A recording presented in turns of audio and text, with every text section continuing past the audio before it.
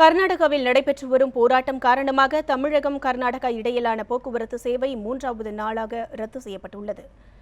காவிரியில் இருந்து கர்நாடகத்திற்கு தண்ணீர் திறந்து விடப்பட்டதற்கு எதிர்ப்பு தெரிவித்து கர்நாடகாவில் தமிழர்களுக்கு எதிரான வன்முறை போராட்டங்கள் நடைபெற்று வருகின்றன.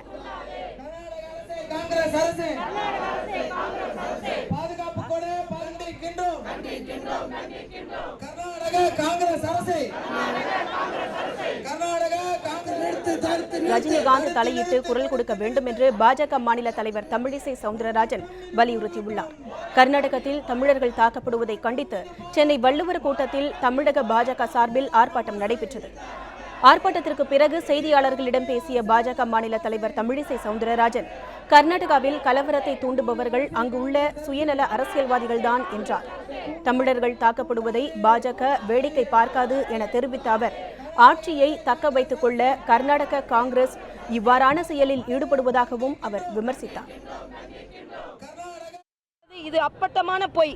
பாரதிய ஜனதா கட்சி கலவரத்தை தூண்டினால் சித்தராமையா சும்மா இருந்துருவாரா? சித்தராமையா காவல்துறையினர்லாம் பாரதிய ஜனதா கட்சிக்கு ஆதரவா இருக்கிறாங்களா? இது அப்பட்டமான அரசியல் அங்கே நடந்து கொண்டிருக்கிறது. பாரதிய ஜனதா கட்சியை பொறுத்தமட்டில் என்றுமே பிரிவினைக்கு வித்திடுபவர்கள் பாரதிய ஜனதா கட்சியை சார்ந்தவர்கள் அல்ல. அதனால்தான் நதிகள் இணைக்க வேண்டும், அத்தனை பேரும் இணைய வேண்டும் என்ற கருத்தை மறுபடியும் நாங்கள் வலியுறுத்துகிறோம். மேலும் பேசிய அவர், இரு மாநிலத்திற்கு பொதுவாக உள்ள ரஜினிகாந்த் காவிரி விவகாரத்தில் குரல் கொடுக்க வேண்டும் என்றும் வலியுறுத்தினார்.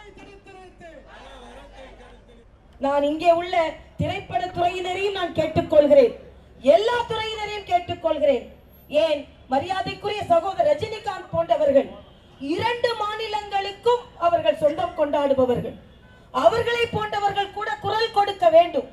எந்த மாநிலத்தை சார்ந்தவர்களாக இருந்தாலும் யாரும் தண்டிக்கப்பட்டுவிடக் கூடாது, காயப்பட்டுவிடக் கூடாது என்பதில் அத்தனை பேரும் குறிப்பாக இருக்க வேண்டும்.